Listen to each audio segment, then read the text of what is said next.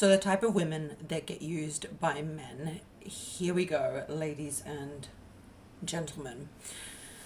The type of women that get used by men, some of the points are going to surprise you, because point number 2 is something that I very much have to struggle with and used to be like.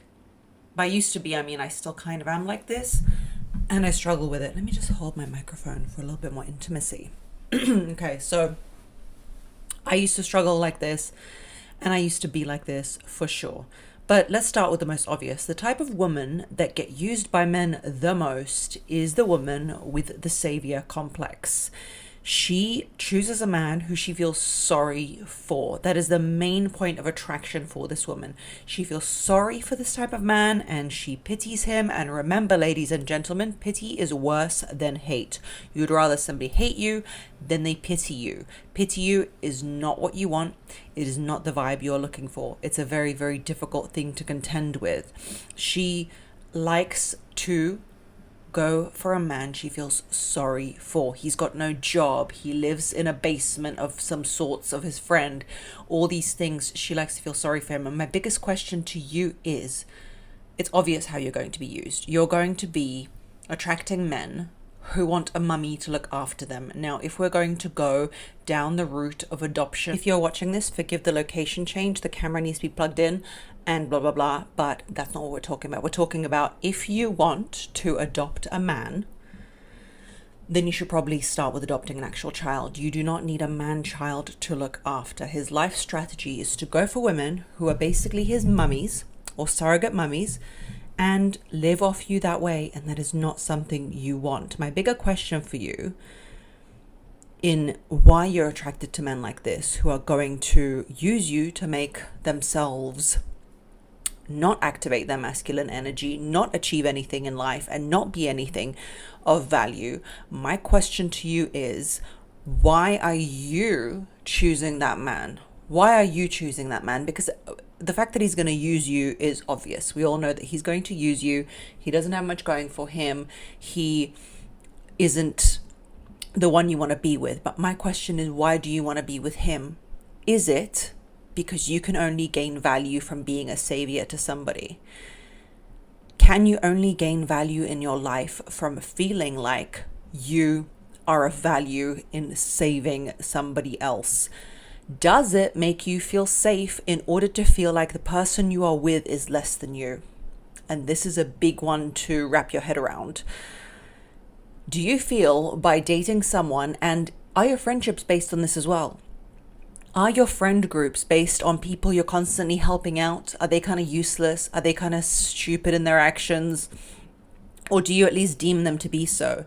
Because they might not even be that, but you might deem them to be so. You might deem them to be unsophisticated. You might deem them to be a little bit silly, and you're friends with them because it makes you feel better than them comparatively.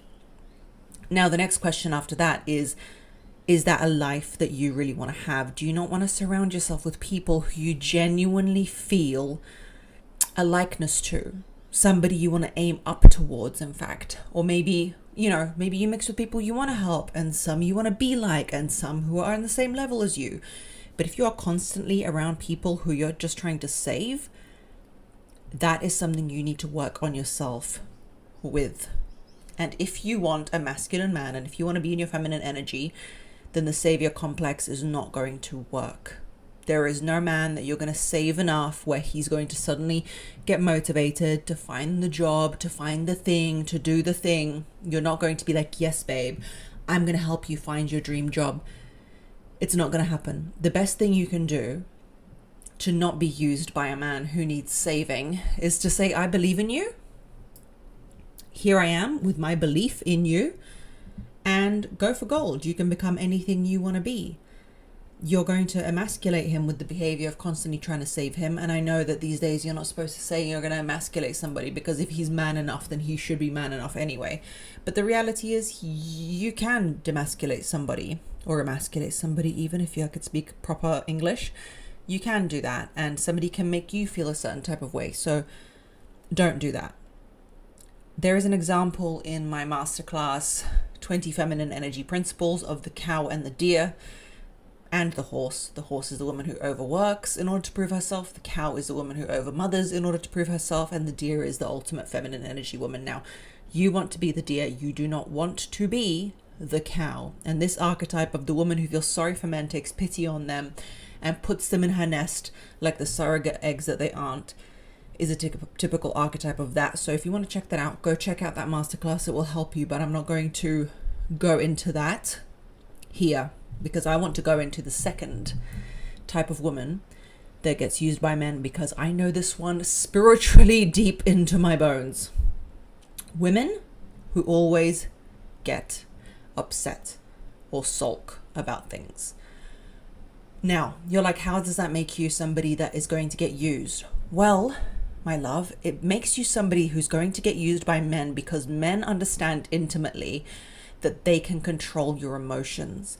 They can control how you feel, how you act, and what you do. And I didn't used to know this. I didn't used to know that me constantly getting upset and sulking and you did this wrong, and why did you text that, and why did you look at her like that, and why did you do that wrong, was absolutely giving my power away. It was a denotion of the fact that I've got an extremely anxious attachment style, that they do this and then I react, they do that and then I react. You can't always be reacting. You have to be acting in life, not reacting. Not always reacting to something. You have to act on your own choices, on your own projection, on how you want to appear in this world. You have to act as opposed to react. And when you're a woman who's always upset, you're showing your broken boundaries and your lack of self-esteem, because you are saying, sir, you are the sun around which the universe rotates. Me being the whole solar system, and around you I rotate. So the sun shines, I'm happy. The sun doesn't shine, I'm not happy. The way a woman who's in her power and does not get used operates is she's got boundaries, and if you break them, she doesn't want to be around you. And if you communicate with her, she's happy to be around you, and you work out a relationship that you're both happy in. A woman who's always sulking, always like the angry rat in the corner, ladies who watch me, you know that angry rat in the corner. She's always detesting you. She's always upset. That used to be me. The reason that this woman gets manipulated by men is men are very, very good detectors of low boundaries, of low knowledge of self. As soon as you start being so easily controlled by your emotions, men understand one thing. This girl has no boundaries. If I say this, she reacts like this. If I say that, she reacts like that. And it attracts the narcissist. It attracts the manipulator. And it can even make the nicest and most normal guy understand that he can push and pull your emotions. You lack mystery. You lack boundaries.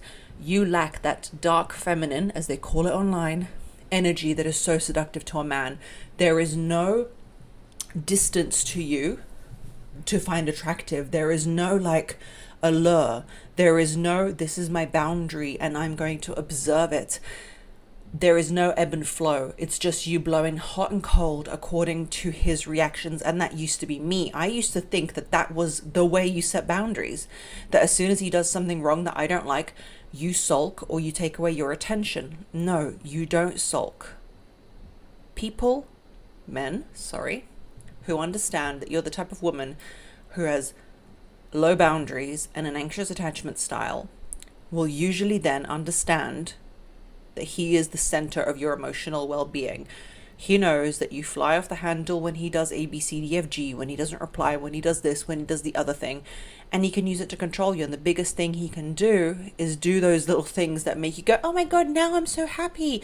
Now I'm so happy, to get away with other things. They're not stupid. They know. And the biggest thing that you're giving away is your power. And that makes you so easily controllable in your well-being. Your well-being goes down. Everything goes down because you're always like a piece of timber in the storm of his behavior. You're either reacting like this or you're reacting like that. Also, the dark side of this is he will often get you to spark up and argue with him when he wants time to himself, or he wants to go do his hobby, or he wants to do his thing, or he even wants to have an affair, because this is what they do. They will use, some people do, they will use an argument that they somehow start in order for you to fly off the handle, in order to get space from you, as opposed to having a real conversation. And that's the type of manipulator you will attract. If you want to be a whole, rounded, bountiful, feminine energy woman, you need to have a level of detachment to have the power in the relationship. You need to have a level of, this is who I am, this is who you are, you doing you, I'm doing me, okay, you upset me, I've communicated it like an adult, not like somebody who's a child who flies off the handle. Number 3, lonely women. Women who take a relationship over anything. They'll take a relationship over being abused. They will take a relationship over him cheating. They will take a relationship as in he can do anything and she will take the relationship. So she's got a psychological complex that she needs a relationship to be happy more than anything else in her life. She's willing to compromise as long as there's someone by her side. Nothing else matters except for the fact that she's got a status of being in a relationship. He can cheat with everybody. Cat, dog, mouse, her grandma, she will accept it. And men take liberties. I have said this time and time again, and maybe it sounds harsh, and maybe you don't like this reality, but men take liberties with women who give them. I don't know why it is, but if they can take you for granted, they will. If they can take liberties, they will. It's almost like if this is the boundary of your liberties that you're willing to take and bullshit that you're willing to put up with, he will stop at where that line is. I've seen the best guys do this, because if you will put up with it and you don't have a boundary, then they will do it. She will give every excuse. You know that friend, you know that friend, you know you have that friend, because everyone has these friends who are like, oh, I can't leave him because we have children. Oh, I can't leave him because we're planning to have children. Oh, I can't leave him because we have a house together. Oh, I can't leave him because we have a mouse together. I can't leave him because of my age, which is 24, and now I'm too old. Christ. I can't leave him because of money. There's always a reason. The real reason, my love, is your psychological complex of not wanting to be alone, and that is something that needs to be addressed. The lonely girl is a girl who's going to end up being used, because she will be attracting people who want to use her. A man who is self-respecting and in his masculine probably won't be interested in her, because they like to be rebuffed. They like to have somebody who's worth having, and somebody who will put up with anything holds no value and isn't worth having. That is the truth. Sounds harsh. It is. I'm sorry. Number 4, this is me also in the past, still struggling with it. I need an AA meeting about this, but women who feel guilt. This is from childhood often. This is from childhood, the good girl syndrome complex. You've got to be a good girl. You've got to be good. Everybody's got to like you. You've got to be likable. Likable. Oh my God. Enough with that BS. Like, you've got to do the right thing. The community's got to think right about you.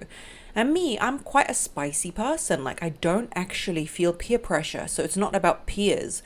But it's just like this moral compass of like doing the right thing. And the older I get, the more I'm like, do you know what? Screw everybody. I'm going to do the thing that's right for me, not the thing that's right for everybody, because everybody's idea of right is different. Everybody's idea of right is different. So how can you get the right thing? And what men will do in order to manipulate this type of woman is, oh, you didn't make me the meal that I like. Oh, you looked at that guy. Oh, you did this. It will come out in all these ways, and he will pile guilt on you, and it will work on you like it used to work on me. And this is the one I struggle with. And, you know, if a friend makes me feel guilty, I genuinely feel that guilt. If I feel guilty about anything, I drown in it. So I'm being transparent with you that is the one I'm working on. She feels wrong about stuff, so it's easy to, you know, because she feels so wrong about stuff for no reason, just from that good girl syndrome of, you know, women are raised to always do the right thing and be useful and convenient. And the worst thing, if you want to be a seductive, attractive, sexy woman, the worst thing that you can be is convenient. Convenient gets you nowhere. So the woman who feels guilty gets used. And then the last one that I want to make a pointer of is women who give away. It's the girl who thinks that things like him being jealous, overtly jealous, no, you can't go out with the guys, no, you can't wear that skirt, is signs of love. These type of girls attract the type of guy who will manipulate them using that kind of language. He will say that he loves you because he doesn't want you to go out because the guys are looking at you. He will show overt signs of jealousy, and these girls think that jealous men are ones who actually love them. Men who show these signs of possessiveness are actually true alpha men, not men who provide for you and are stand-up men in society. They virtue signal with the guy who's got like the buff muscles, the guy who's overtly jealous, all these things that don't actually mean shit. These girls believe in. So the guys, they get clever. They're like, oh, that's all it takes. I'm not even jealous, but what I'm going to be like is I'm going to say, oh my God, you better not see Jake or Mark or Stuart or whatever the names are. Because what he's trying to do is control the fact that you feel loved by him with these signs. These aren't real signs of love. Is he coming through for you? Is he showing up for you? Is he there for you? Is he providing for you? Is he a true masculine support in your life? No. Then he's using you with these virtue signals of masculinity that aren't real. So those are the 5 signs. Be wise. Don't fall for them.